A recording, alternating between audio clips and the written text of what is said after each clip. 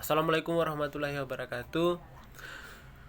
Perkenalkan, saya dari Universitas Muhammadiyah Buton Bau-Bau. Saya atas nama Rahmat, jurusan PGSD semester 6. Saya dari kelas H. Baik, di sini saya akan menjelaskan pada bab 4 hasil penelitian dan pembahasan.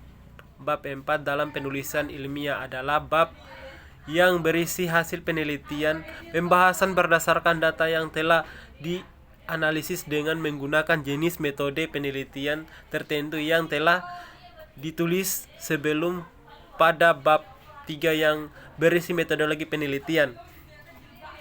Bagian bab 4 hasil penelitian dan pembahasan, bahwa bab 4 dalam tulisan ilmiah terdiri atas hasil penelitian dan pembahasan. 1. Hasil penelitian.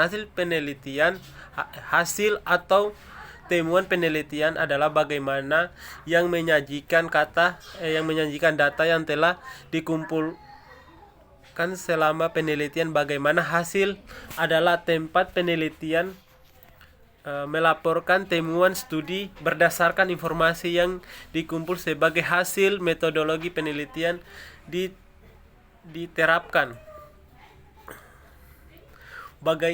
Bagian hasil seharusnya hanya menyatakan temuan tanpa biasa atau interpretasi dan disusun dalam urutan yang logis dan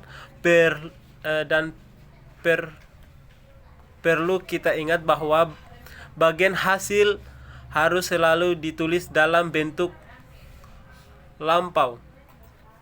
2. Pembahasan diskusi. Bagaimana pembahasan atau diskusi yang mengikuti hasil penelitian. Di sini setiap penulis menunjukkan pentingnya hasil penelitian yang ingin didapatkan dengan menjawab pertanyaan mengapa penelitian mendapatkan hasil yang demikian. Bagaimana pembahasan memberikan penjelasan logis untuk hasil dari penelitian. Penjelasan tersebut dapat dicapai dengan membandingkan dan mengkontraskan hasil dengan dasar teori yang digunakan maupun temuan penelitian sebelumnya, sehingga kutipan penelitian yang dibahas dalam tinjauan pustaka umumnya muncul kembali di sini. Bagaimana juga biasanya membahas keterbatasan penelitian dan berspekulasi tentang apa yang dikatakan hasil penelitian tentang masalah yang diidentifikasi dalam rumusan masalah atau pertanyaan penelitian. Bagian pembahasan sangat penting karena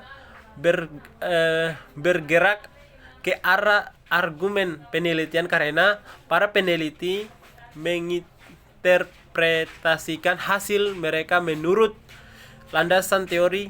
Di bagian ini ada lebih banyak ruang untuk perbedaan pendapat. Cara peneliti menafsirkan hasil mereka mungkin sangat berbeda dari cara kita menafsirkan atau cara peneliti lainnya menafsirkannya. Cara membuat bab 4 hasil penelitian dan pembahasan. Cara membuat bab 4 yang terdiri atas hasil penelitian dan pembahasan yaitu: 1. Tuliskan hasil penelitian dan pembahasan sesuai dengan tahapan penelitian. Dalam menuliskan hasil penelitian dan pembahasan pada bab 4 harus sesuai dengan tahapan penelitian yang telah kita tuliskan sebelum pada bab 3 metodologi penelitian. Ingat bahwa kita tidak boleh menuliskan hasil dan pembahasan yang tidak sesuai dengan bab 3, sebab penelitian harus dilakukan secara bertahap sehingga penyusun hasil dan pembahasannya pun juga bertahap.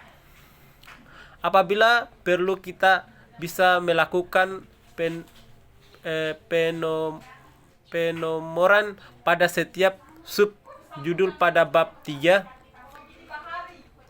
2. Selain sesuai dengan urutan tahapan yang telah kita tuliskan sebelumnya, perlu kita ketahui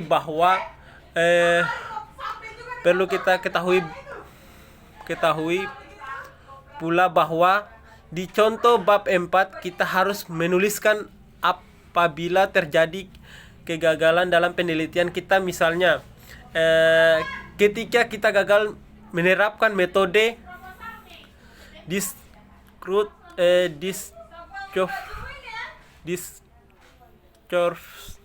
learning, maka harus kita tuliskan penyebab kegagalan tersebut.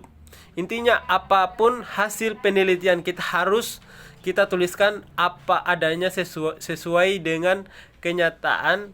Jangan sampai terlewat sedikit pun apabila ada hasil yang perlu kita ilustrasikan dalam bentuk gambar atau diagram, atau mungkin hasil yang harus kita tabulasikan, maka itu juga harus kita sertakan agar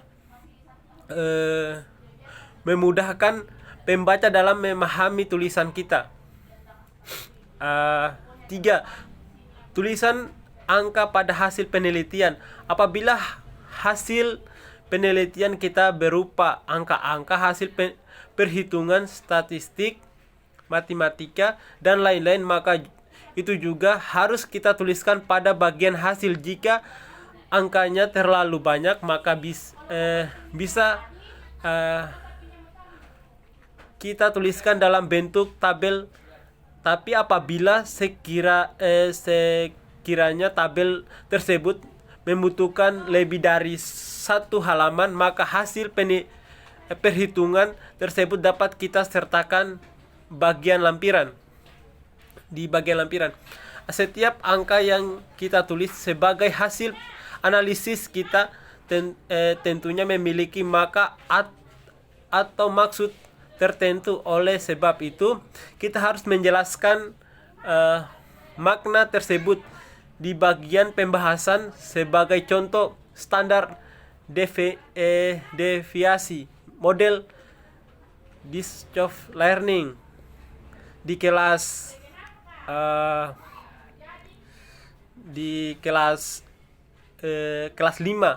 yaitu 05. Kita harus menuliskan apa maksud dari 05, dan lebih baik lagi apabila kita harus mengapa standar deviasinya itu 05. Angka-angka tersebut sangat penting, sehingga jangan biarkan angka tersebut menjadi percuma tanpa memberikan informasi yang bermakna pada pembaca. 4. Tuliskan pembahasan semaksimal dan selengkap mungkin. Seringkali mahasiswa menulis bagian pembahasan dengan asalan, sehingga menyebabkan pembaca tidak mengerti maksud dari tulisan tersebut. Oleh sebab itu, kita harus menuliskan pembahasan semaksimal dan selengkap mungkin agar pembaca bisa memahami keunggulan atau kebaruan dari penelitian kita, atau apabila ada kegagalan, pembaca mengetahui penyebab kegagalan tersebut sehingga dapat menjadi pelajaran bagi mereka. 5.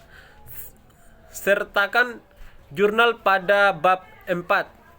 Terutama bagian pembahasan kita harus menyertakan jurnal internasional ataupun jurnal nasional sebagai pendukung untuk memperkuat argumen kita, sebab apabila tidak ada jurnal pendukungnya, maka tulisan kita bisa saja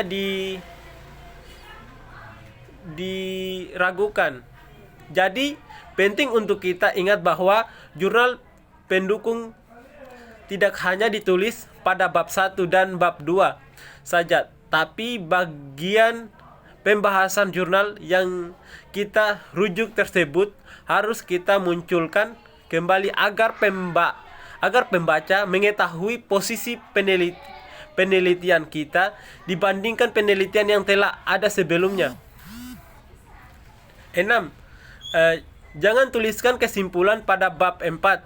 Menuliskan kesimpulan pada bab 4 adalah hal yang mutlak harus kita hindari karena kesimpulan terletak di bab 5 bersama dengan saran. Apabila kita mengungkapkan argumen yang seringkali mengarah pada kesimpulan itu boleh saja, tapi argumen tersebut harus dibuktikan dengan jurnal pendukung.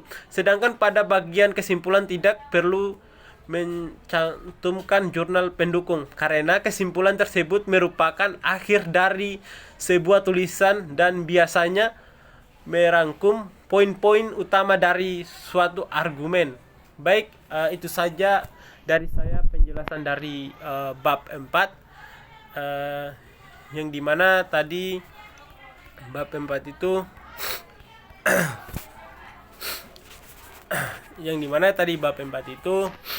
dia itu hasil penelitian dan pembahasan. Baik, cukup dari saya. Assalamualaikum warahmatullahi wabarakatuh.